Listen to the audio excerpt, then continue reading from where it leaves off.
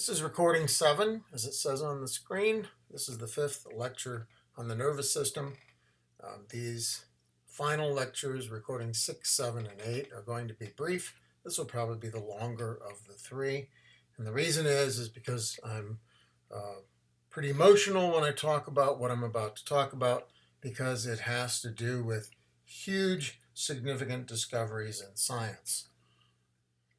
When we look at the formation of the neural tube, we said that it was a tube. It has openings. In fact, we talked about it having openings on the opposite ends, just like a straw. I just need you to know it actually has other openings along its length that close. We're going to focus on the openings near the very end and the very, very front. This is the key part. Got to listen closely. For normal development to occur, for the brain to develop normally, those neural pores, called neuropores, have to close. They have to close at the right time. Probably because there has to be an internal pressure that develops. But the point is, they have to close. Okay? If the cranial neuropore, you want to write that down. If the cranial neuropore fails to close at the proper time, the forebrain doesn't develop, and a child might be born alive with anencephaly, or it may fail in its development and not even come to term, which means make it all the way in development to the point that it would be born. In anencephaly, what we fail to develop is pretty much most of the forebrain, the cerebrum. Now, that's where we think. That's what you're using right now to understand the world around you. So such a person, such a child, wouldn't have the brain, not just the capacity to use its brain, but the forebrain didn't develop. And I have to tell you, based on everything that I know, we are very far away from being able to fix this. You just can't, it's unimaginable right now to have something like the brain develop secondarily, that after it already didn't do it properly, that somehow we could fix that. In most cases, anencephalic babies aren't going to live very long. They might last days or weeks, possibly months. This is biology, and that means that there's variation. And so when it exactly closes is going to vary, and how much of the actual forebrain might develop. So there are some extreme cases of anencephalic babies making it maybe up to a year or even more with an awful lot of care. The point is, this is a very sad outcome for development. Now that's the failure of the cranial neuropore to open. Failure of the caudal neuropore to open over here would lead then to a condition called spina bifida. And spina bifida is not usually fatal. In fact, I don't really know about it ever being fatal, but it does involve an improper formation of the neural tube right here. And in some cases, you'll get a bubbling expansion of the neural tube that protrudes beyond the skin. This area of the spinal cord actually ends at about the bottom of our ribs. So this lumbar region over here, those nerves are involved in providing motor signals for the legs and for the intestines and the urinary bladder, as well as sensations from that part of the body. And it's really a bit of a tangled mess. So if you have a long ponytail, and you just got out of the shower and really use the towel in a rough way, the hair might all be messed up. And that is a bit of what happens in spina bifida. So here's another view. That's Lucy barking in the background because someone has dared to come near our house. So we're going to ignore Lucy barking in the background. This is very serious stuff, and this is, I think, a lecture you'll be interested in hearing about. So here's spina bifida, one of the possible outcomes.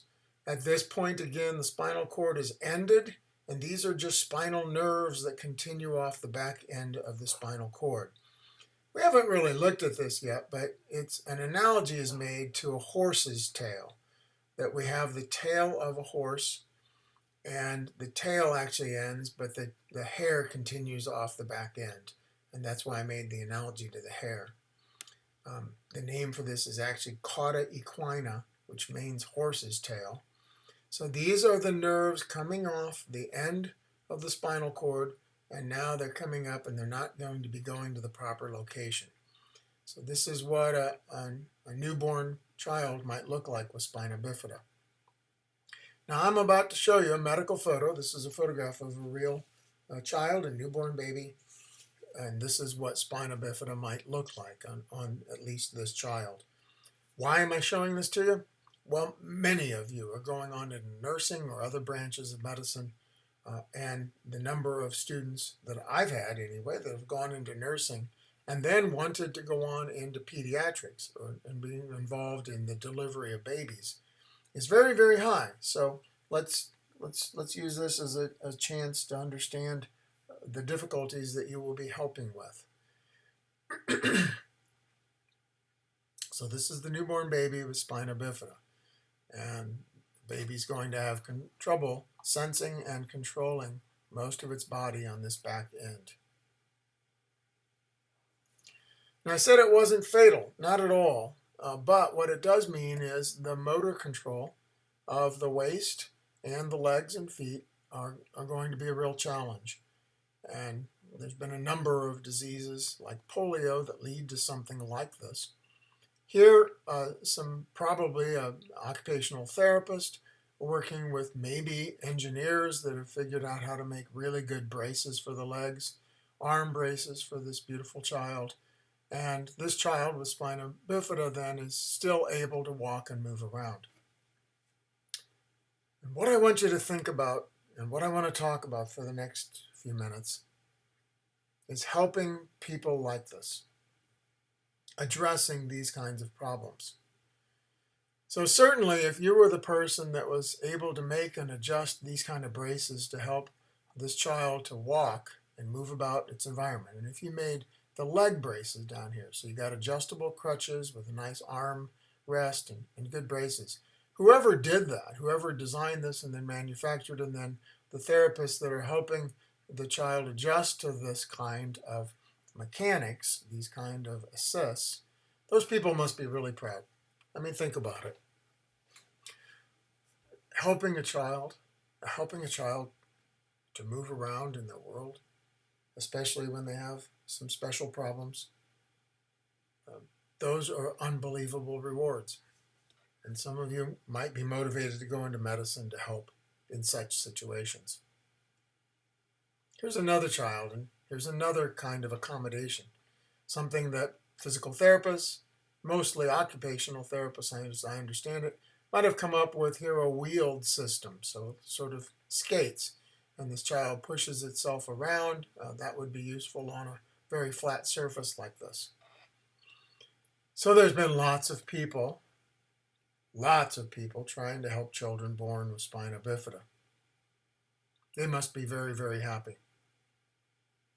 But what I want you to think about right now is something much greater than that.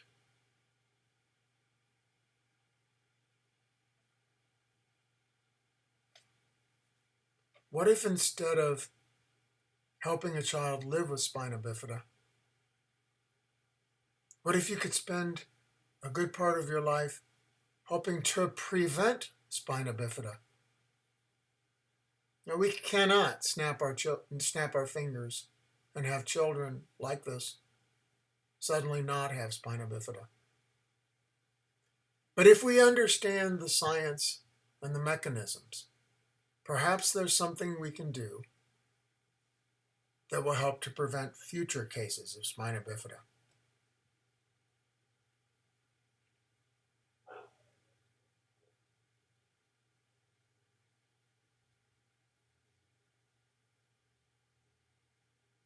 Prevent spina bifida instead of simply help people who have it.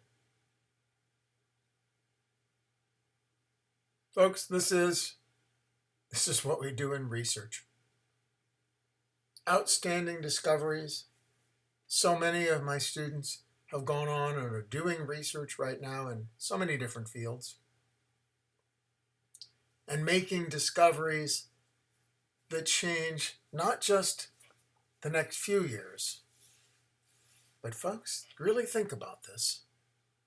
Knowledge, once gained, as long as it's not lost, we write it down and pass it along, is there for the benefit of all humanity going forward.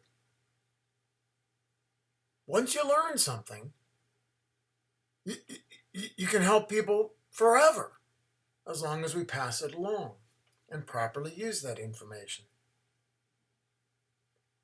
And so some of you, I already know, are interested not just into going into some particular profession, health profession, but interested in research. And that is a routine thing. That's the kind of reward you can have by going into research. Well, here's what research has shown us about spina bifida and even anencephaly. We learned this in my time here at Blackburn. So during the first 10 years or so at Blackburn, I wasn't able to tell you this. We were still trying to understand it. But now we know. You could prevent about half of all cases of spina bifida with something you can buy at Walmart for less than $10. Now, let's be clear. 40, 50 years ago, well, we didn't necessarily have Walmart, but we had these things available. We just didn't know to go buy it. We didn't understand how to use it. We didn't understand the significance of something inexpensive. What I'm about to show you and what we're going to talk about is not a breakthrough product. It's breakthrough knowledge. Knowing, oh, this is important at this time for people who have babies. Just simply knowing. That's what research provides.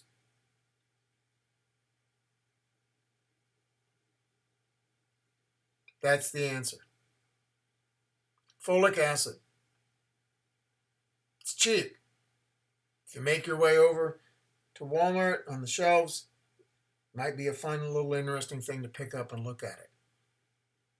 What we know is that in the case of women who are pregnant, very early in the pregnancy, before even she knows she's pregnant, if she somehow doesn't have enough folic acid, she's more likely to have children with spina bifida or even other neurological problems like anencephaly.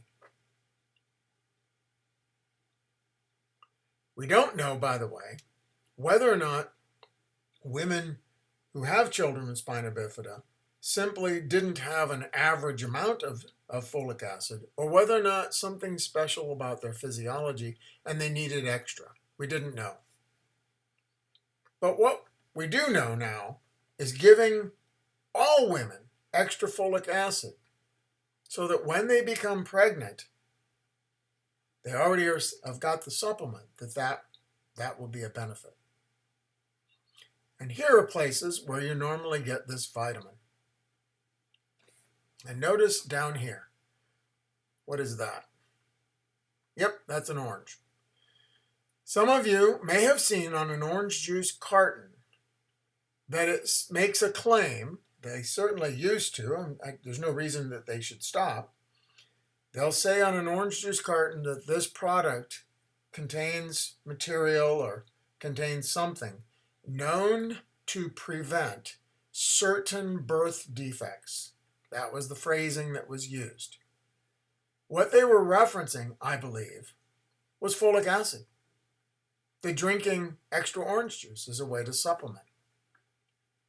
So these are sources of good folic acid. But the problem I mentioned is you need this extra folic acid before you even know you're pregnant.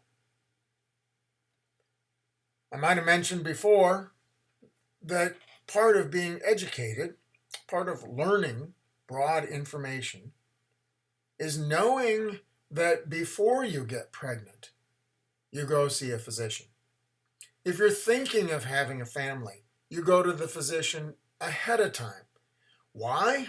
Well, there's all sorts of reasons why to see, for the woman's sake, if in the body we anticipate any problems carrying a baby, anything we should be careful about. If the woman's age is on the higher end, in the high 30s, even in the 40s, then we want to watch things extra carefully. But one thing is, there might be vitamin supplements like this that would be prescribed before you're pregnant. Okay? Remember, I told you the neural tube was forming, and we were looking at stages before a woman would know she's pregnant. So, you can't wait until you know you're pregnant to start behaving yourself. Okay?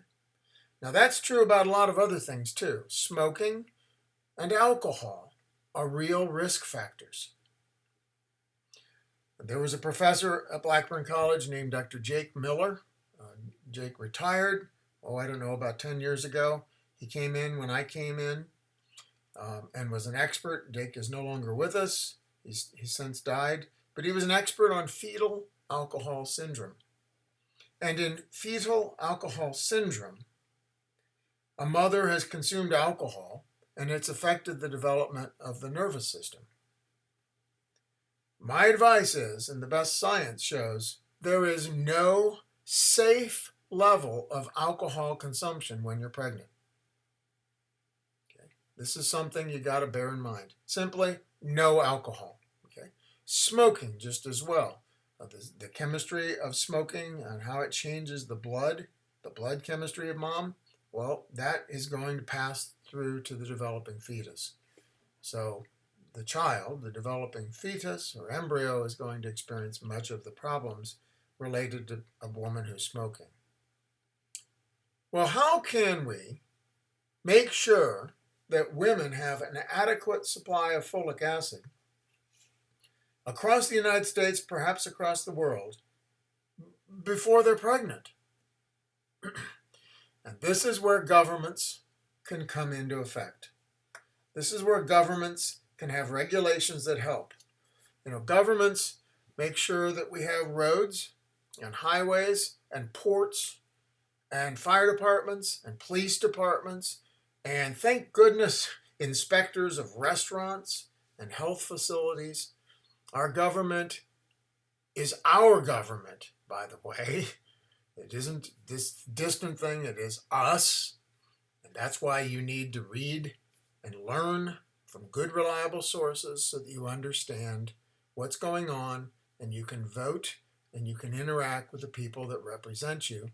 And you're being one of the educated ones, so you need to be sure that you're well informed and you understand things when you speak to your representatives, and hopefully they can express it.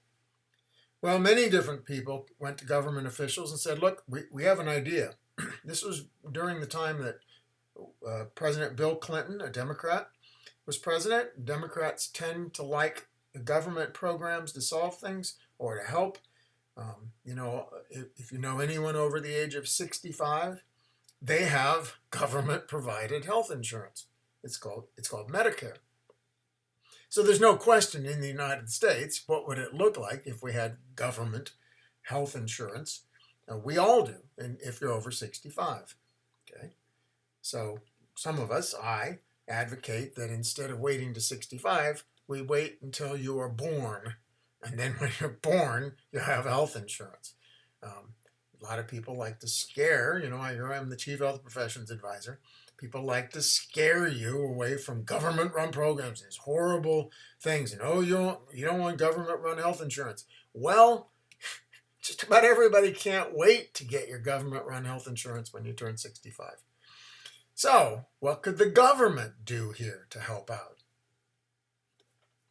The answer is, we changed the law in 1998 to require, so mandate in 1998, that all enriched flour, this is the stuff we make bread out of, be fortified with folic acid. This is a review, this is a scientific article about the impact of that, about the global impact of that. Why global? I thought I was talking about the United States. Well, this is what the United States Food and Drug Administration, the FDA, which you're hearing about because it has to do with COVID and the vaccines, this is what the FDA mandated. And as of 2010, 50 other countries have followed our lead. Let that sink in.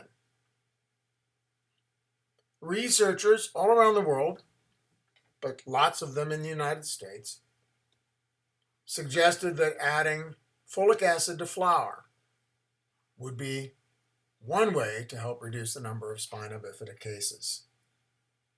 And now it's been followed all around the world in at least 50 countries, and I'm sure it's much more than that. Now, there are problems. One of the problems are that since 1998, a popular kind of diet is to be low in carbs. Can you think of any other interference with people eating lots of breads? And I can hear at least one of you, at least in your head, yelling out gluten. That some people are avoiding gluten. And so not everyone is getting is able, because of their diet, to get the extra folic acid in this way. That's what I'm saying. But I'm going to go back to the big point. Scientists made a discovery that can help to prevent spina bifida. That knowledge should be something that we know forever. That knowledge is helping people all around the world. Public service, doing things that helps the public, is something that's very noble. I thought we liked firefighters. I thought we liked nurses and doctors. I thought we liked police protecting us and helping us. I thought we honor our military who risk their lives. Well, that's what these scientists are doing. They're doing research that helps everybody in a different way. But here's a little sad fact about our society, and maybe you can help me understand it. Go on the internet and try to find some place that combines science and patriotism, that recognizes the public service of scientists, that what we do should make you proud to be an American. What we do in the sciences should make you proud to be an American, because what we do in the sciences is making the lives better for not just people today. We're not just putting out a fire. We're not just fighting a war. Those are all really important and noble jobs. We're doing something that lasts potentially forever. Forever.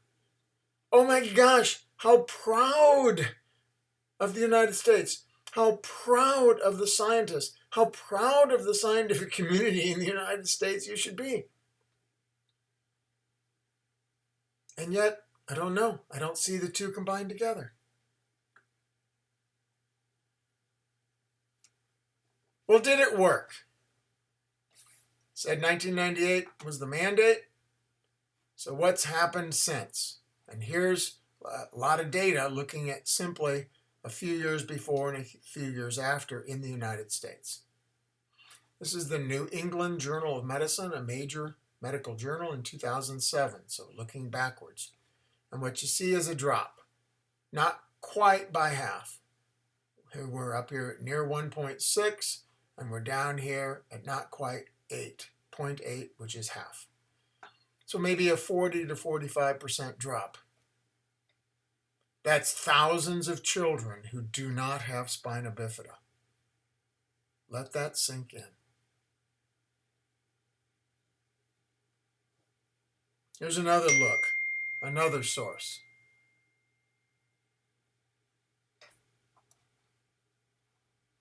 Up here, numbers of rates, and now look down here. This is, by the way, the middle bar with the boxes is the average, but you know from zoology that there's a margin of error. And here's the margin of error, and that's what these lines represent. So the reality of the data, the average right here is a thin line, but the reality is a band right here, a band of confidence. And the point is, you still go from a point here to a point down here. This is something to be really proud of. Really proud of. Thousands of people today don't have spina bifida. Well, you can let that sink in. It might even be a lesson you want to share with other people to come and listen to this lecture. That would be great.